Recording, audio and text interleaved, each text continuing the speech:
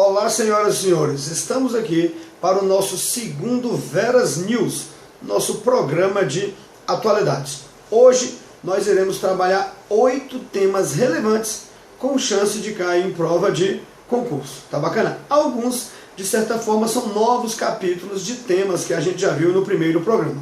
E vamos começar por um deles. Nosso primeiro programa é novamente a espionagem dos Estados Unidos, denunciada lá pelo Edward Snowden, o ex-agente da NSA, Agência de Segurança Nacional, na área de tecnologia da informação. Você lembra que o cara, argumentando que tinha que preservar a privacidade e a liberdade dos cidadãos americanos, ele acabou denunciando que o governo Obama mantinha um programa secreto de espionagem, interceptando dados da internet e ligações telefônicas de cidadãos americanos, cidadãos europeus e até de outros governos.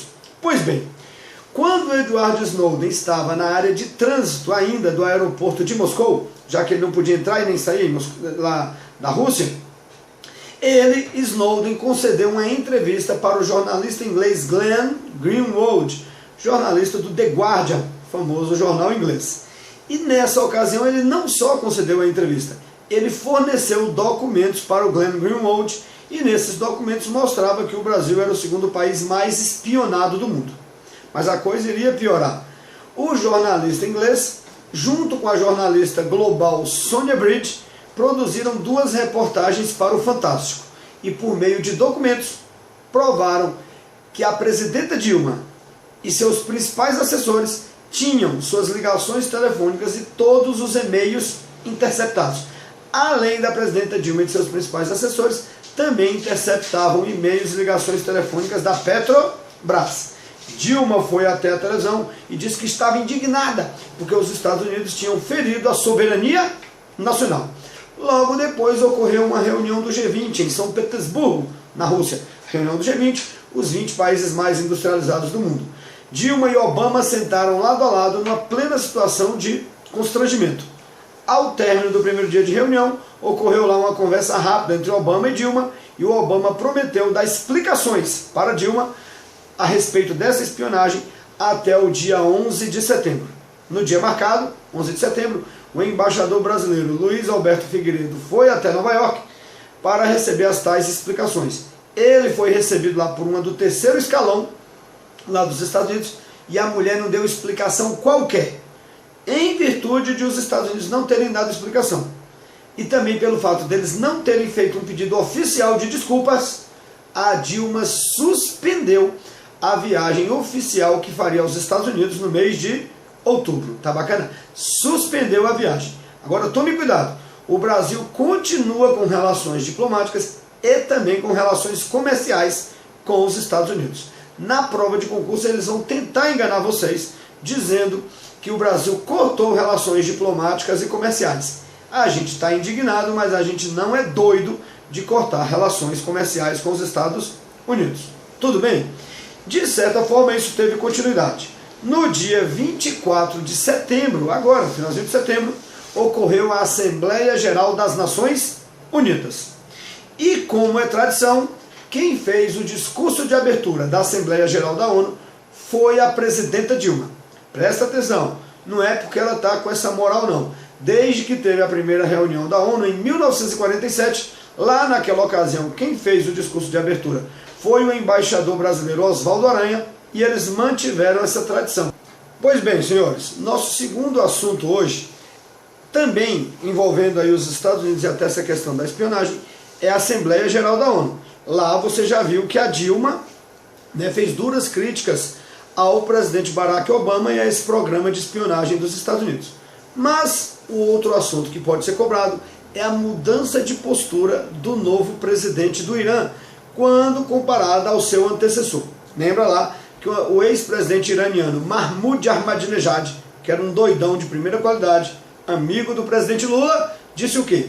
Que não existiu o Holocausto, que não morreram 6 milhões de judeus na Segunda Guerra Mundial. Chegou a dizer que para o bem da humanidade Israel deveria ser varrido do mapa, e ele não deixou que os inspetores da ONU, da Agência Internacional de Energia Atômica, fizessem uma plena inspeção no programa nuclear do Irã. Pelo fato de ele não deixar essa plena inspeção, o Conselho de Segurança aprovou sanções, aprovou punições isolando o Irã e trazendo alguns prejuízos econômicos. Lá na ONU, o atual presidente, um cara mais moderado, ou pelo menos com um discurso mais moderado, Hassan Rouhani, tentou aí buscar uma reaproximação com o Ocidente. Ele disse que o Holocausto existiu, chamou Israel pelo nome, coisa que os anteriores não faziam, tá bacana? Disse que está disposto a permitir que os inspetores da ONU vão até o Irã para ele provar claramente que lá não estão desenvolvendo uma bomba atômica. Ele quer provar que o programa nuclear iraniano é para fins pacíficos e, mais importante, ele, Hassan Rouhani, chegou a ligar para o Barack Obama. Um fato inédito. É a primeira vez desde a Revolução Fundamentalista de 79, no Irã, quando os radicais religiosos chegaram ao poder, que os dois chefes de Estado dos Estados Unidos e do Irã conversam pessoalmente. Tá bacana? Mostrando que há a possibilidade de uma abertura maior do Irã e uma maior flexibilidade. Tá bacana? Claro que lá no Irã tem radicais, e os radicais fundamentalistas não gostaram dessa postura mais flexível e mais moderada do novo presidente do Irã. Tanto que no retorno dele ao país, muitos radicais estavam lá no aeroporto. Nosso terceiro assunto, galera, também envolvendo os Estados Unidos, se trata desse impasse orçamentário que os americanos estão vivendo agora, no final de setembro e início de outubro. Não é falta de dinheiro o problema lá, é uma briga política entre o Partido Republicano e o Partido Democrata. Vamos entender. Diferentemente do que ocorre aqui no Brasil, lá não tem uma lei de diretrizes orçamentárias geral. Para gastos não essenciais do Poder Executivo, o Congresso vai liberando o dinheiro pouco a pouco, à medida que o Poder Executivo requisita. O problema é que a última liberação de verba venceu agora no dia 30 de setembro. Para o Obama continuar governando, principalmente os serviços não essenciais, a partir do dia 1º, ele precisava de grana. Só que o Partido Republicano, que é maioria no Congresso, não aprovou essa nova liberação. Resultado, sem dinheiro, o Obama teve que suspender os serviços não essenciais dos Estados Unidos. Parques foram fechados, museus foram fechados, serviço de emissão de vistos e passaporte foi suspenso. 800 mil servidores públicos americanos das áreas consideradas não essenciais foram mandados para casa. A galera ganhou aí umas férias não remuneradas. Olha que importante. A peãozada vai ficar em casa, mas sem o que, galera? Receber. Pois bem, o Partido Republicano fez algumas exigências ao Barack Obama para aprovar a liberação de dinheiro. Qual é a principal? O Obama, no seu primeiro mandato, prometeu que ia criar um plano de saúde para os pobres americanos. Lembra? Lá só é atendido no serviço público de saúde quem paga. 40 milhões de americanos não tinham condições de pagar e, para eles, cumprindo uma promessa de campanha, o Obama criou o plano de saúde dos pobres. Claro que para custear isso que os pobres não conseguem pagar, o Obama teve que criar um imposto que afeta a classe média e a classe rica. Pois bem, agora, no mês de outubro, esse plano de saúde dos pobres ia entrar plenamente em vigor. E para ele entrar em vigor, o Obama precisa da grana do orçamento. O Partido Republicano falou que só aprova o orçamento se o Obama suspender por um ano a entrada em vigor desse plano de saúde e também acabar com esse imposto que ele criou para financiar o plano de saúde. Colocou os Estados Unidos aí numa crise política e, de certa forma, até o que, galera? Financeira, porque gera uma instabilidade no mercado. Pessoas que têm interesse em investir dinheiro nos Estados Unidos deixam de investir, pode ocorrer uma elevação dos juros e tudo isso pode atrapalhar a recuperação econômica dos Estados Unidos. Vou enfatizar, não é falta de dinheiro, se trata de uma falta de acordo político, porque os republicanos querem uma coisa e os democratas querem outra. Os democratas não abrem mão de implantar esse plano de saúde. Beleza?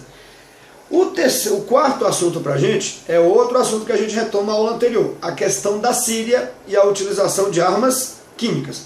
Como a gente já falou no programa anterior, tá aqui, ó, no dia 21 de agosto, lá na periferia de Damasco, a capital da Síria, numa área controlada pelos rebeldes, ocorreu um ataque com armas químicas.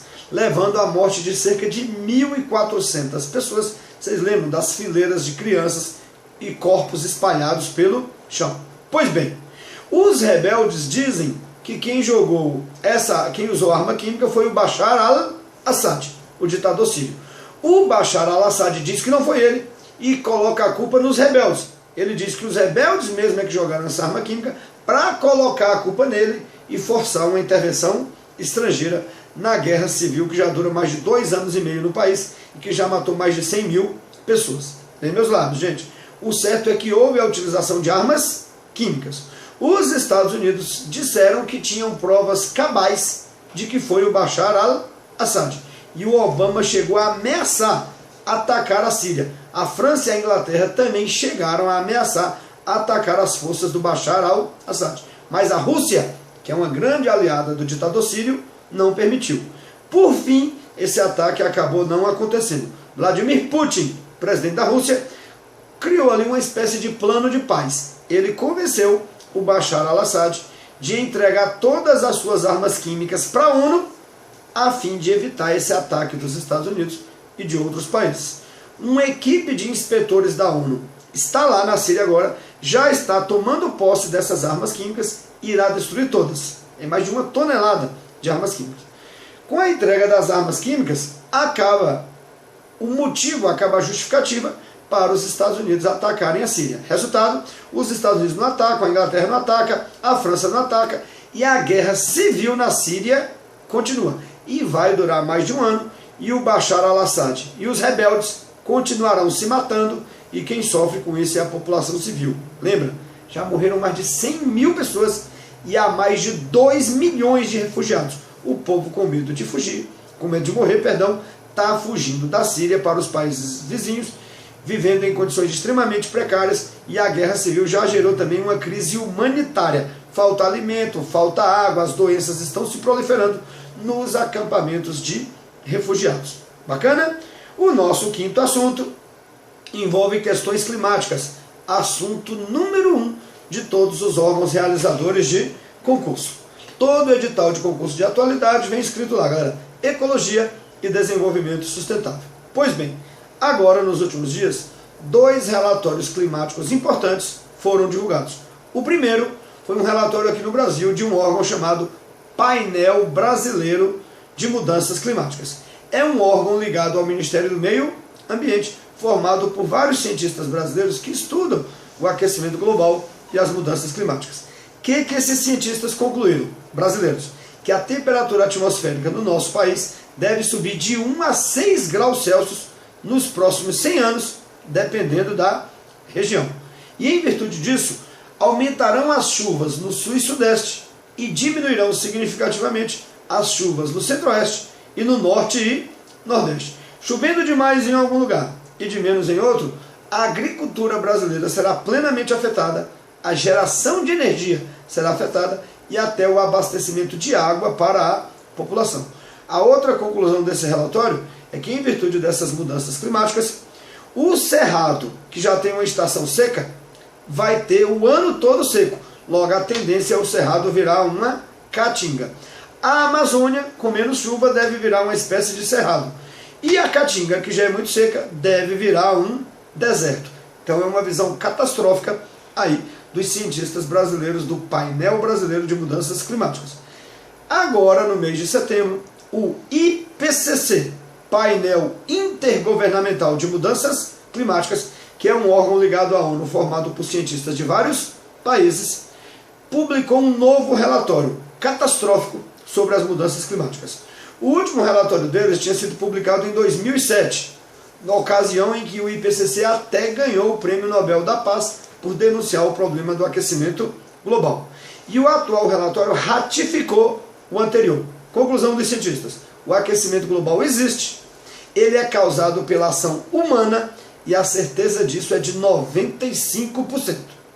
Lembrando que existe no mundo outro grupo de cientistas que pensa diferente, os chamados cientistas céticos. Eles não acreditam nessa história de aquecimento global. Para eles, o aquecimento global até existe, mas segundo eles é um fenômeno absolutamente natural. Para eles, ora a Terra aquece, ora esfria, ora aquece, ora esfria, e nos últimos anos ela está passando por um processo natural de aquecimento que não tem qualquer relação com a ação humana. Pergunto para ti, quem é que vale para a prova? Para a prova vale a visão caótica do IPCC. Quando os céticos são cobrados em prova, e esse ano já caiu 8 vezes, eles perguntam sempre a mesma coisa. Há consenso entre os cientistas de que as mudanças climáticas observadas em todo o mundo decorrem da ação humana sobre o meio ambiente. O item está errado, porque não há esse consenso. O IPCC diz uma coisa, que é resultado da ação humana, os céticos dizem que o fenômeno é natural. Bacana? Nosso sexto tema relevante é o mensalão. Mensalão, que na verdade é a ação penal 470.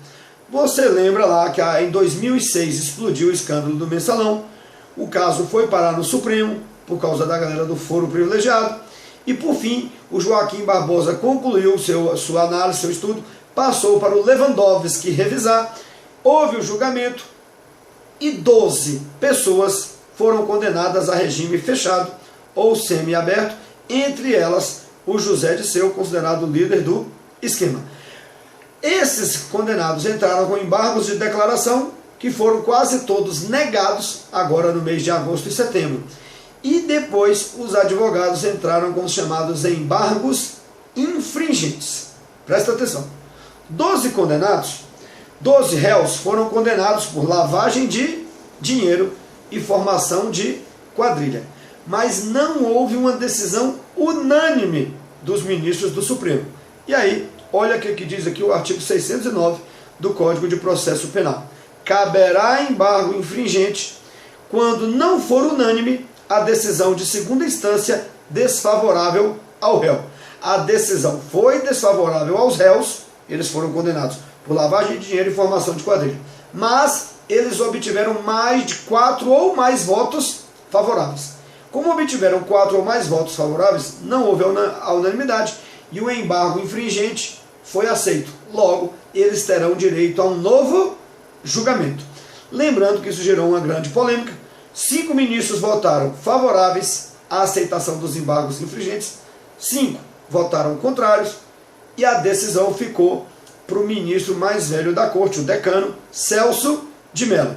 A opinião pública queria que não fossem aceitos os embargos infringentes e a galera logo iria para a cadeia. Mas ele, com base na sua análise, que o juiz tem direito, o ministro, e com base no próprio regimento do Supremo e no Código de Processo Penal, ele julgou procedente o pedido de embargo infringente e esses condenados terão direito a um novo julgamento que só vai acontecer no ano passado.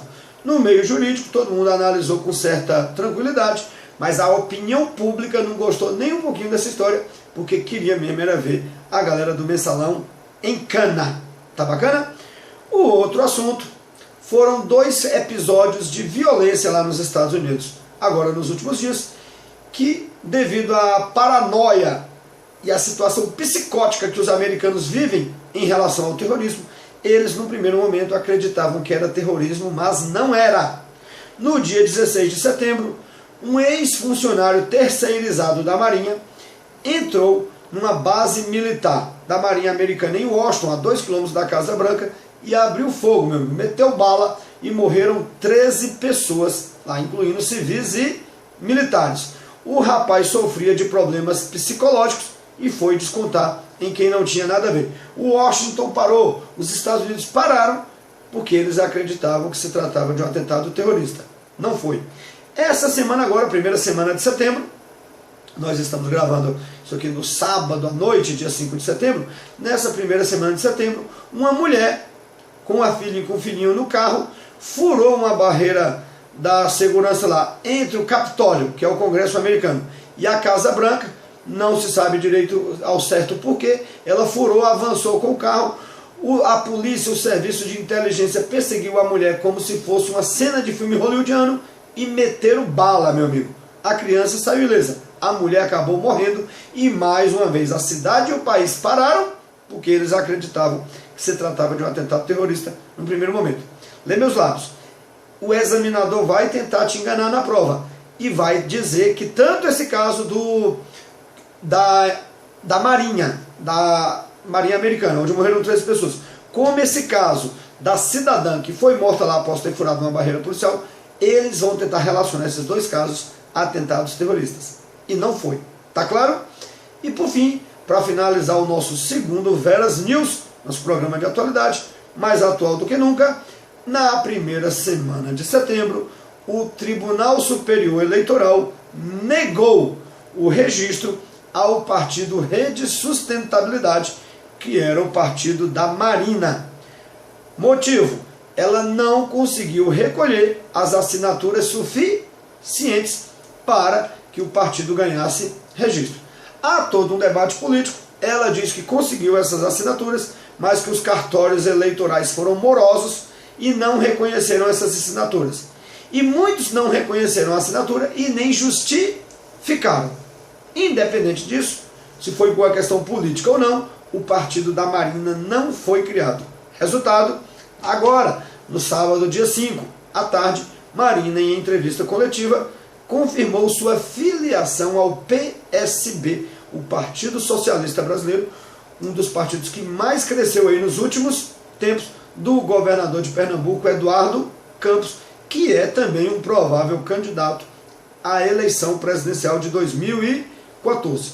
Eduardo Campos mais Marina Silva comporão uma base muito forte, abalando as estruturas da política nacional e deixando de orelha em pé tanto o PT da Dilma quanto o PSDB do ex-governador mineiro Aécio Neves. O quadro político está aberto no Brasil e vamos ver aí o que acontece para o próximo ano.